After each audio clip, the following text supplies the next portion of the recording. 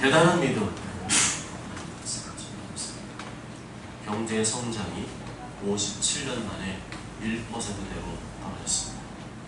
경제 위기는 곧 국가의 위기입니다. 지금 우리나라는 경제, 외교, 사회, 교육, 안보 모두 정치화되고 있습니다. 정치의 이해득실을 따라서 모든 것이 움직이고 있습니다.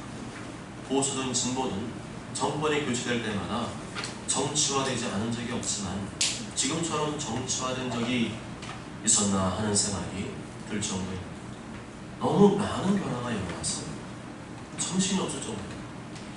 그리고 그 중간 결과가 좋지 않다는 것이 문제가 되는 것이죠. 국가가 너무 많은 개입을 해서는 안 됩니다.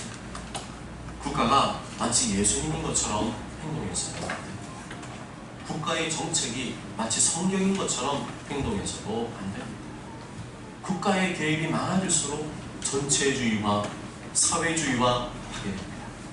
경제는 시장 경제를 따라 움직여야 하고, 외교는 국가 간의 신뢰와 타협을 기반으로 움직여야 하고, 교육은 백년대계를 바라보며 큰 그림 속에서 움직여야 합니다. 그런데 문제는 모든 것이 너무 정치 논리에 의해서 움직이고 있다는 사실입니다. 민족주의, 평등주의 같은 무슨 주의라고 하는 것이 사실은 위험합니다. 한쪽으로 가겠다는 뜻으로 감정에 치우치면 안 됩니다. 종합적으로 전체적으로 바라봐야 됩니다. 좌우 균형을 유지하며 합리적이고 객관적인 사실에 입각해서 판단하며 결정해야 합니다. 그런데 지금 우리나라는 그러한 돈이 상실되고 있습니다. 가리워지고 있습니다. 지혜자가 없는 것 같습니다. 자기만의 가치관을 설정해 놓고 거기에 따르면 내 편이고 거기에 안 따르면 적으로 간주하고 있습니다. 위험한 이분법적인 논리, 흑백 논리가 진행되고 있습니다. 우리나라는 국가가 모든 것을 통제하는 사회주의가 아닙니다. 우리나라는 자유민주주의입니다. 자유민주주의는 국가가 최소한의 통제를 하는 체제입니다. 모든 것이 최대한 자율적으로 진행되도록 돕고 선을 넘을 때에만 규제하는 체제여야 합니다. 외교 문제, 안보 문제에 대한 국민의 염려가 커지고 있습니다. 일본이 보복성 수출 규제를 하면 일본에게 쓴소리를 할 수 있어야 합니다. 그렇지만 너무 감정적으로 가서는 안 됩니다. 일본과 한국이 강대강으로 치닫게 되면 일본보다 한국이 더 많은 피해를 보게 될 것은 당연한 사실이죠. 일본은 세계 경제 3위의 경제 대국입니다. 일본에게 굽신거리자는 말이 아니라 일본보다 힘이 강해질 때에는 더 지혜로운 외교술이 필요하다는 것입니다. 그러면서 일본 이외에 다른 나라에게는 왜 아무 소리를 못하는지 의구심이 듭니다. 북한이 미사일을 쏘면 북한을 향해서 쓰는 소리를 해야 됩니다. 중국과 러시아, 한국이 영공을 침범하면 그들 향해서 쓰는 소리를 할 수 있어야 됩니다. 그런데 그것을 안 하고 있습니다. 왜 안 합니까? 한쪽으로만 가고 있는 거 아닙니까? 전혀 합리적이지도 않고 타당하지도 않습니다. 최근 미국 대통령은 우리나라를 개발도상국 혜택에서 제외시키겠다고 폭탄선언을 했습니다. 지금 나라 안팎으로 점점 더 경남 가운데 휩싸이고 있습니다. 지난주에는 경기도 의회에서 성평등 조례안을 지난 7월 16일 개정하였습니다. 이 조례는 경기도 내 모든 기업, 학교, 심지어는 종교단체까지 성평등위원회를 설치, 운영해야 하며 종교단체, 교회에서도 동성애자의 취업을 교회 직원으로 받아들이는 것을 거절해서는 안 된다는 조례입니다. 이 조례는 상위 우리나라 법률과 헌법과 상충되는 모순된 조례입니다. 이 조례를 만들기 위해서 목회자인 저에게 어떤 문서 한 장 온 적도 없습니다. 그런데 어느 날 도의회에서 조례를 만들었으니 교회도 무조건 따르라는 것입니다. 대한민국 역사상 종교를 탄압했던 이런 조례를 만든 적은 한 번도 없었습니다. 이런 경우가 어디 있습니까? 경기도의회는 전국에서 가장 악한 성평등 조례를 만들었습니다. 도의회 측은 겉으로는 추종할 것처럼 협상하면서 상임위원회와 본회의를 기습적으로 통과시켰습니다. 충분한 사회적 합의가 이루어지지 않은 채 그냥 날치기 통과를 시켜버렸습니다. 제가 하도 화가 나가지고 도의 홈페이지에 들어가 봤습니다. 그래서 도의회 의원들의 분포를 봤더니 90%가 현재 여당 의원들이더라고요. 도민의 민의와 상관없이 합리적인 절차를 무시한 채 졸속으로 진행된 결정에 저는 강력히 이의를 제기할 것입니다. 여러분도 인터넷 서명, 오늘 지금 카톡에 보면은 그 클릭 사이트에 있거든요. 거기에 서명을 할 수가 있습니다. 그거 무서워하지 마세요. 그냥 들어가서 내가 그리스도인으로서 하나님 앞에서 당당하게 서명을 하고 그 요구에 동참하시길 바랍니다. 네. 저는 분노하고 있습니다. 교회는 동성애자를 사랑하며 품어야 되지만 동성애는 죄라고 하는 분명한 성경 입장을 가지고 있습니다. 그 내용을 그 사람들이 뻔히 알고 있으면서 어떻게 강제적으로 법을 만들어서 교회를 옥죄이는, 종교와 교회 입까지 틀어막으려는 그러한 생각을 한단 말입니다. 우리나라가 공산주의입니까? 저는 절대 동의할 수 없습니다. 하나님 말씀을 거역하는 인간의 교만에 대해서 분노하지 않을 수가 없습니다. 창조주를 파괴하는 이 악하고 음란한 죄를 인간들이 합법화시키려는 악한 시도에 대해서 용납이 되질 않습니다. 교회가 말하지 않으면 아무도 관심이 없습니다. 교회가 말하지 않으면 아무도 말하지 않습니다.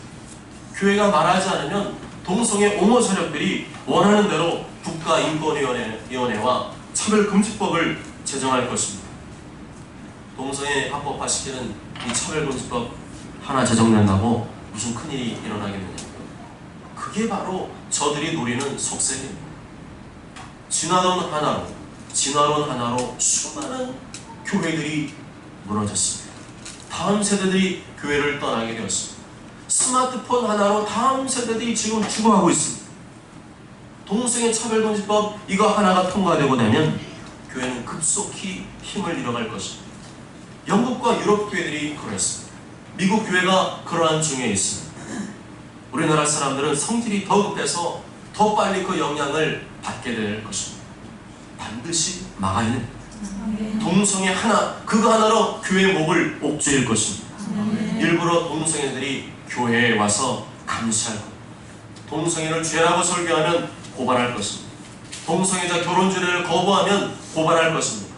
지금 이게 영국과 미국에 실제로 벌어지고 있는 일입니다. 우리는 이러한 악하고 음란한 시대 속에서 어떠한 믿음으로 살아가야 되겠습니까?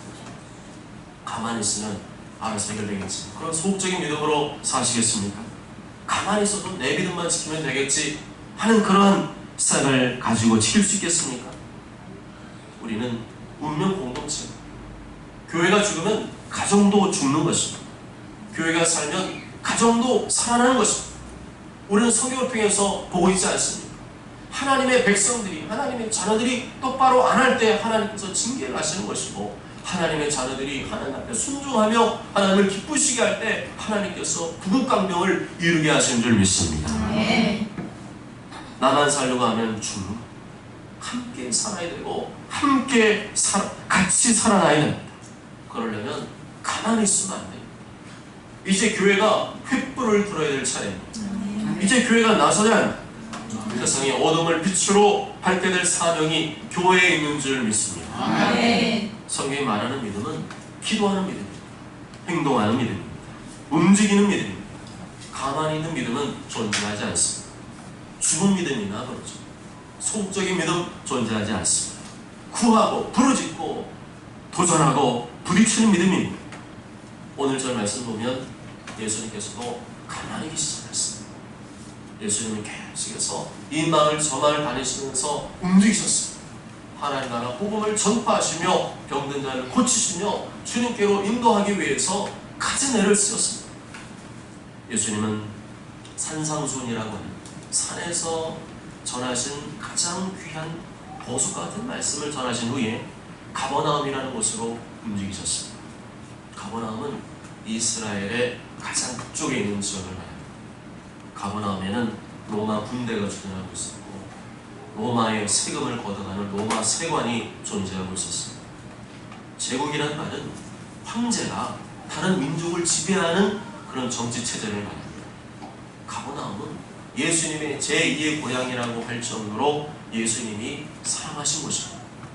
예수님은 그 가버나움에서 많은 기적을 행하셨습니다. 예수님께서 처음 활동하셨던 사역의 중심지가 바로 가버나움이었습니다. 예수님의 제2의 고향이 어디라고요? 가버나움입니다. 그렇지만 가버나움에서 모든 사람이 예수님께 나온 것은 아니었습니다. 그곳에도 분명 아프고 병들고 힘들고 외로운 사람들이 많이 있었지만 다 예수님께 나온 것은 아니었습니다. 예수님에 관한 소문이 파다하게 났었지만 모든 사람들이 예수님께 나오지는 않았습니다. 예수님께 나와 간구하면 고침받고 영생 얻을 수 있는데도 불구하고 끝까지 고집부리며 예수님께 나오지 않는 사람들이 더 많았을 것입니다. 예수님 바로 여기에 오셔도, 바로 이 자리에 오셔도 내가 구하지 않으면 주시지 않습니다. 내가 아무리 아프고 병들고 힘들어도 내가 가만히 있으면, 소극적으로 있으면 예수님도 가만히 계십니다. 예수님, 내가 간절한 마음으로 예수님 향해서 나의 질병과 문제를 내 입으로 간청하기를 원하신 줄 믿습니다. 아멘. 어떤 백부장의 사랑하는 종이 병들어 죽게 되었더니 예수의 소문을 듣고 유대인의 장로 몇 사람을 예수께 보내어 오셔서 그 종을 구해주시기를 청한지라 청해야 됩니다. 예수님은 간구해야 됩니다. 부르셔야 됩니다. 예수님은 성화에 나오는 것처럼 멋지고 근엄한 모습으로 지팡이 짚고 양떼를 이끌기만 하시는 그런 분이 아닙니다. 예수님은 실제로 날 도와주기를 원하십니다. 아멘. 나의 질병을 고쳐주기를 원하십니다. 아멘. 나의 실제적인 아픔과 문제를 그 누구보다도 해결해 주기를 원하십니다. 아멘. 그렇지만 내 입으로 구하지 않으면 아무 일도 하시지 않을 것입니다. 예수님은 가까이 계십니다. 예수님은 내 안에 계십니다. 두세 사람 모인 곳에는 예수님이 거기 반드시 계시겠다고 약속을 하셨습니다. 아멘. 두세 사람이 내 이름으로 모인 곳에는 나도 그들 중에 있느니라. 지금 여기에 계신 줄 믿습니다. 아멘. 우리가 모여서 예배드리는 이곳에 예수님이 성경 말씀대로 계시는 줄 믿습니다. 아멘. 그것이 예수님의 약속입니다. 우리는 지금 말씀을 들으면서 성령님의 감동을 통해서 예수님을 만나고 있는 중입니다. 아멘. 예배 시간은 그래서 소중합니다. 아멘. 마귀가 제일 무서워하는 시간이 어떤 시간일까요? 예배 시간. 왜요? 예수님이 거기 오시니까. 두 사람 모인 곳에 거기에 계시겠다고 하셨으니까 마귀가 제일 벌벌 떨며 들어야 시간이 뭐냐? 하나님의 자녀들이 모여서 예배하는 시간입니다. 아멘. 주일 오전 예배면 됐지 무슨 오후 예배, 주일 오후 예배면 됐지 무슨 수요 기도회야, 수요 기도회면 됐지 무슨 새벽 기도회야. 이 생각들 거두절미하고 하나님 말씀에 딱 비추어 보면 지금 그런 생각들은 누가 좋아할 생각입니까? 하나님이 좋아하시겠어요? 마귀가 좋아할 일이잖아요. 그래서 마귀는 어떻게든 성도들이 모이지 않게 하기 위해서 안간힘을 쓰고 있습니다. 예배드리지 못하기 위해서 미혹하고 있습니다. 이브리서 10장 25절에 모이기를 피하는 어떤 사람들의 습관과 같이 하지 말고 오직 원하여 그날이 가까운 볼수록 더 그리하자. 마귀가 우리 귀에 대고 너 교회 가지 마, 너 예배드리지 마, 그러는 게 아니에요. 그런 말 안 하는데 괜히 마음이 가기 싫어지는 거예요. 괜히 이 핑계 저 핑계 만들어가지고 안 가게 되는 겁니다. 뭐 예배드린다 그래서 별반 뭐 차이도 없고 나아지는 게 있겠어? 이런 생각을 줘서 안 가게 하는 거예요. 그게 마귀의 소리. 나아지건 말건 변화가 일어나든 말건 예수님 만나는 게 중요한 줄 믿습니다. 아멘. 예수님 만나는 게 목적인 줄 믿습니다. 아멘. 예수님 만날 때 길이 보이고 예수님 말씀을 들을 때 믿음이 자라나는 줄 믿습니다. 아멘. 마귀에 속지 마시기 바랍니다. 아멘. 그러한 육신의 생각들 내 속에 받아들이면 마귀가 그 생각을 타고 내 속에 들어오는 겁니다. 그럴 때마다 뜸들이지 말고 곧장 선포하시기 바랍니다. 너 나가. 너 나가. 그런 생각이 딱 들어올 때요, 사단이 주던 생각을 가지고 너 나가, 당장 나가, 단호히 선포하며 거절하시기 바랍니다. 아멘. 그러면 나가더라고요. 제 임상이에요. 그런 생각이 우리한테 들어오거든요. 우리는 다 죄인들이기 때문에 그 죄성을 알기 때문에 사단이 더 잘 알고 그런 죄성의 마음을 미혹해서 발동시켜서 우리가 하나님의 뜻을 이루지 못하게 합니다. 로마서 8장 7절 육신의 생각은 하나님과 원수가 되나니 이는 하나님의 법에 굴복하지 아니할 뿐 아니라 할 수도 없습니다. 오늘 예수님 앞에 나온 사람은 누구인가요? 로마의 백부장이죠. 로마의 백부장이 직접 온 것은 아니지만 로마의 백부장이 유대인의 장로 몇 사람을 시켜서 예수님께 보내어 부탁을 했습니다. 당시 이스라엘은 로마 제국의 식민지였습니다. 옛날에 우리나라가 일본의 식민지였었잖아요. 그런데 그 로마 제국의 군대 백부장, 지금으로 치면 중대장 정도 되는 사람이 예수님께 부탁을 드렸습니다. 아마도 이 로마의 백부장은 유대인들이 그 당시에는 회당 예배를 드렸잖아요. 그 회당 예배에 참석을 했다가 하나님 말씀을 듣고 깨달음이 온 것 같아요. 그래서 이 사람이 계속해서 회당을 찾고 예배를 드리고 말씀을 들으면서 하나님을 향한 믿음이 생겨난 것 같습니다. 그래서 5절을 보면 백부장은 로마 식민지 사람들이잖아요. 회당에서 지금 예배드리는 사람들은 거의 대부분 식민지 사람들. 일본 군대 장교가 그 우리나라 교회에 와서 예배드린 거랑 똑같은 거잖아요. 그런데 얼마나 감동이 되었는지 자신이 그 다른 나라 장교인데도 유대인들을 사랑해 줬어요. 유대인들을 아껴줬습니다. 그리고 마음이 감동이 돼서 크게 헌금을 해가지고 회당까지 지어주었습니다. 어떻게 이런 일이 있을 수 있을까요? 일제시대 때 이런 일본인 장교가 있다면 그 사람은 우리가 사랑할 수 있을까요? 사랑할 수 없을까요? 사랑할 수밖에 없죠. 얼마나 우리를 사랑해 주는지 회당까지 지어줘서 성전까지 지어줘서 예배 잘 드리라고 그렇게 했다는 겁니다. 이렇게 로마의 백부장은 유대인의 장로들과 유대인들과 아주 좋은 관계를 유지하고 있었습니다. 그래서 다른 사람이 아니라 이 백부장이 부탁을 하니까 유대인 장로들이 마음이 감동이 되니까 매일처럼 나서서 예수님께 달려와서 그렇게 간청을 했던 겁니다. 게다가 이 백부장은 자기 집에 있는 하찮은 사람, 이 종도 사랑하는 사람이었어요. 당시 종들은 물건 취급했습니다. 짐짝 취급했습니다. 인간 취급하지 않고 짐승으로 취급했습니다. 그냥 밥도 기분 좋으면 주고 기분 나쁜 밥도 안 줬어요. 그러면서 막 일을 맨날 시키고 부려먹었습니다. 그렇지만 이 백부장은 종도 사랑하는 인격을 가진 사람이었습니다. 사람을 귀하게 여기시기 바랍니다. 나이가 어리다고, 나보다 힘이 약하다고, 내가 위에 있다고 함부로 막 누르고 그러면 안 돼요. 예수님께서는 남을 대접하라고 하셨습니다. 남을 귀하게 여기라고 하셨습니다. 복음만 전하면 됩니까? 그 삶이랑 복음이랑 일치를 해야 당신이 말하는 그 예수님 정말 좋은 분이시군요. 나도 그 예수님 믿고 싶어요. 그런 마음이 생기는 거지. 나한테는 맨날 발시하고 무시하고 함부로 대하면서 예수님 믿으라고 교회 나오라 그런다고 나오겠습니까? 저한테도 안 나오겠어요. 누가복음 6장 31절에 남에게 대접을 받고자 하는 대로 너희도 남을 대접하라. 백부장이 자신의 종을 인격적으로 대접해주고 식민지 백성들을 사랑으로 섬겨주니까 유대인 장로들이 자기인 것처럼 발벗고 나서서 그럼 내가 말씀드려야죠. 그럼 가서 예수님께 내가 부탁드려야죠. 그랬던 겁니다. 하나님께 인정받아야 하지만 사람들에게도 인정받을 줄 믿습니다. 인정받아야 돼요. 자기 생각하는 사람, 그 사람 그리스도인. 희생할 줄 모르고 헌신할 줄 모르고 난 대접할 줄 모르는 사람 그리스도인 아니에요. 그런 사람 때문에 복음이 오히려 막힐 수가 있습니다. 내가 이렇게 다른 사람을 대접을 잘 해주면 내가 어렵고 힘들 때 그 사람이 나를 도와줄 줄 믿습니다. 아멘.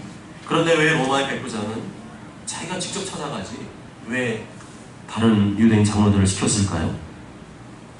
자기가 나서는 것보다 유대인 장로들이 가서 예수님께 부탁드리는 것이 더 나은 것이라고 생각을 했던 것이겠죠. 그 사정이 뭘까요? 무슨 사정이 있어서 자기가 안 가고 유대인 장로들을 보내서 예수님께 부탁을 드렸을까요? 너무 바빠서? 가기 귀찮아서? 자존심 상해서? 쑥스러워서? 아니잖아요. 백부장의 인간성을 보세요. 백부장의 인격으로 볼 때 그럴 사람이 아니에요. 그런 인간적인 이유로, 개인적인 이유로 한번 나 부처하셔서 당신이 가 이렇게 한 게 아니에요. 보다 높고 보상한 차원의 이유가 있었는 줄 믿습니다. 아멘. 신앙적인 이유가 있었어요. 6절에 보면 내 집에 들어오심을 나는 감당하지 못하겠나이다. 7절에 보면 내가 주께 나아가기도 감당하지 못할 줄 알았나이다 말씀. 그래서 우리말 성경으로 보면 내 집에 저는 주를 제 집에 모셔드릴 자격이 없습니다. 그래서 제가 직접 주께 나아갈 엄두도 못 냈습니다. 예수님을 어떻게 생각하는 거예요? 예수님 너무 소중하고 귀하게 생각을 하니까 자기가 가는 게 너무 송구스럽다. 그래서 대신 유대인 장로를 보내서 제발 가서 말씀 좀 들어주세요. 저 같은 사람이 가서 얘기하는 것보다 장로님들이 가서 얘기해 주는 게 훨씬 좋을 것 같습니다. 그렇게 했던 겁니다. 로마의 백부장은 예수님을 단순히 인간으로 본 게 아닙니다. 그 말씀을 아마 들어봤겠죠. 그 소문을 들어봤겠죠. 근데 들어보니까 그 능력을 귀 기울여 보니까 이거는 인간이 할 수 없는 거예요. 저분은 하나님의 아들이다. 메시아가 맞는 거예요. 저분은 하나님이라고. 그런데 나 같은 것이 감히 그 앞에 가서 그 이 죄인이 그분 앞에 가서 부탁을 드린다고? 너무 송구스러워서 자기가 찾아뵙지를 못했습니다. 자기는 또 유대인들 입장에서 볼 때는 이방인이잖아요. 이방인이 가서 하는 것보다 유대인 장로님들이 가서 부탁을 드리는 것이 더 좋을 것이다. 그런 생각이 든 것 같습니다. 여러분이 예수님을 소중히 여기지 않는 이유가 무엇이라고 생각하십니까? 여러분이 예수님께 가까이 하지 않는 이유가 뭐라고 생각하십니까? 전부 다 내 사정, 내 형편, 내 편리에 따른 것이 아닌가요? 그런 이유는 전부 다 육신적인 겁니다. 지금 내가 왜 예수님 앞으로 나가지 않는가? 지금 내가 왜 주님을 가까이 하지 않는가? 그것이 자신을 위한 것이고 인간적인 이유라면 지금 나는 영의 생각이 아니라 육의 생각을 하고 있는 것입니다. 로마서 8장 6절에 육신의 생각은 사망이요 영의 생각은 생명과 평안이라 말씀합니다. 똑같은 이유를 대도 그것이 인간적이고 육신적으로 생각하는 말이 있고 어떤 생각은 신앙적이고 영적인 이유에서 하는 말이 있다는 겁니다. 육신의 생각은 사망이고 죽음입니다. 하나님과 멀어지게 하고 끊어지게 합니다. 아무리 타당한 이유라도 아무리 그럴듯한 이유라도 육신의 생각은 내 영혼을 죽이는 생각입니다. 어떻게든 주님 앞으로 나아가고 어떻게든 주님을 가까이 하겠다는 생각이 영의 생각인 줄 믿습니다. 성령님은 절대로 나를 주님과 가까이 하게 만드시는 분이지 멀어지게 하지 않습니다. 그래서 육신의 생각은 이 사탄의 생각과 연결되어 있습니다. 사탄은 어디랑 연결되어 있습니까? 지옥이랑 연결되어 있습니다. 죽음이랑 연결되어 있습니다. 그래서 육신의 생각을 하는 사람 어떤 열매가 맺혀질까요? 슬픔과 두려움과 외로움과 불안함과 마음의 번뇌가 끊이질 않습니다. 육신의 생각을 거부하고 영의 생각을 하시기 바랍니다. 이유와 핑계를 만들어서 주님과 멀어지는 것이 아니라 이유와 핑계를 만들어서 예수님을 가까이 하는 영의 생각을 하시는 여러분들 되시길 바랍니다. 내 영혼이 잘 되냐? 내 영혼이 깨어나고 살아야 범사도 잘되고 강건한 축복이 임하는 줄 믿습니다. 따라해보실까요? 주여 주여 주여 주여 예수님을 가까이 하게 하소서. 예수님을 가까이 하게 하소서. 주여 예수님만 의지하게 하소서. 예수님만 의지하게 하소서. 10절에 이렇게 말씀하죠. 보내었던 사람들이 집으로 돌아가 보매 종이 이미 나아 있었더라. 아멘. 이미 나아 있었더라. 아멘. 이런 믿음을 가지시길 바랍니다. 아멘. 말씀만 하시면 이미 나은 줄 믿는 믿음을 가지시길 바랍니다. 아멘. 백부장은요 가서 예수님이 반드시 고칠 것을 믿고 보냈습니다. 아멘. 아멘. 뭐 돼갔어. 또 병원도 안 되고 누구 유명한 사람 보내도 안 되는데 그거 돼갔어. 그러면 안 되는 거예요. 예수님 앞에 가면 될 줄을 믿는 믿음으로 나아가야 예수님 그 믿음을 보시고 응답하신 줄 믿습니다. 아멘. 그리스도인은 다르다니까요. 세상 사람은 그렇게 안 살아도 돼요. 그리스도인에게는 다른 방법이 없습니다. 예수님을 만나야 됩니다. 아멘. 예수님 가까이 됩니다. 아멘. 예수님 사모하며 가까이 할 때 질병이 고침받고 문제가 아멘. 해결되고 영혼이 구원받고 내 믿음도 성장하게 되는 줄 믿습니다. 아멘. 백부장이 얼마나 예수님을 소중하게 여겼는지 예수님 우리 집 오지 마세요 그랬어요. 여러분들 같으면 그 말은 무슨 말이에요? 목사님 신방 오지 마세요. 왜요? 집안 정리가 안 돼 있어요. 대접할 준비가 안 돼 있어요. 오늘 이 백부장이 귀찮아서 예수님 오지 말라고 했을까요? 아니죠. 그런 인간적이고 육신적인 생각으로 예수님 자신의 집에 오는 것을 꺼려한 것이 아닙니다. 오지 말라고 했지만 이유가 달랐어요.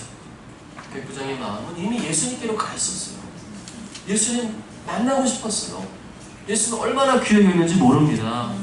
그렇기 때문에 수고스럽게 여기까지 오실 필요가 없어요. 이런 말이죠. 수고스럽게 뭘 우리 집에까지 와서 고쳐주십니까? 그냥 거기서 말씀만 하시면 나을 줄 믿습니다. 아멘. 6절과 7절 함께 해보겠습니다.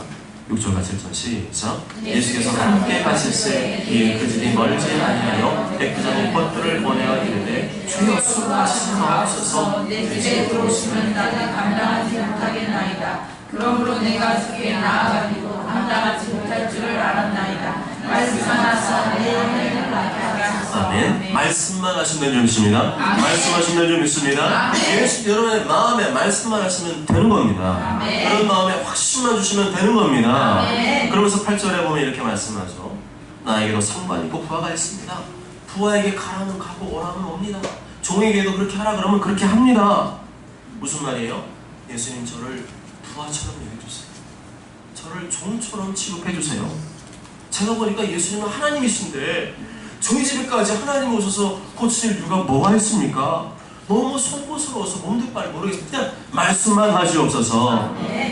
얼마나 그 마음 씀씀이가 아름답고 곱습니까? 얼마나 그 생각이 그냥 얄팍한 인스턴트가 아니라 곰탕 국물을 우려내서 진국이 우러나오는 구수한 생각입니다. 제가 들어도 감동이 오는데 예수님 들으실 때 얼마나 큰 감동이 오셨겠습니까? 9절과 10절을 다 함께 했습니다. 9절 10절 시작. 예수께서 들으시고 그를 놀랍게 여겨 돌이키사 다른 무리에게 이르시되 내가 너희에게 이르노니 이스라엘 중에서 얼마나 믿음을 만나보지 못하였노라 하시더라. 보내던 사람들이 집으로 돌아가며 유대인이 나아가니라. 아멘. 유대인은 수천 년 동안 하나님을 믿었어요. 그런데 로마의 백부장은 믿은 지 얼마 안 됐습니다. 그런데 누구의 믿음이 더 나았어요? 백부장의 믿음이 더 나았대요. 연수와 상관없는 믿습니다. 직분과 상관없습니다. 바로 오늘 예수님 믿은 사람이 오히려 예수님 마음을 감동시킬 수 있는 줄 믿습니다. 아멘. 이 마음을 잘 지켜야 됩니다. 아멘. 내가 먹고 더럽혀지면 오래 신앙생활 할수록 오히려 참게만 늘어나고 인간적인 생각, 육성의 생각을 가득해서 오히려 사망의 생각을 더 많이 하는 사람이 될 수가 있습니다. 놀랍게도 이 사람은 초신자였습니다. 이만한 믿음은 만나보지 못하였노라. 이만한 믿음 만나보지 못하였노라.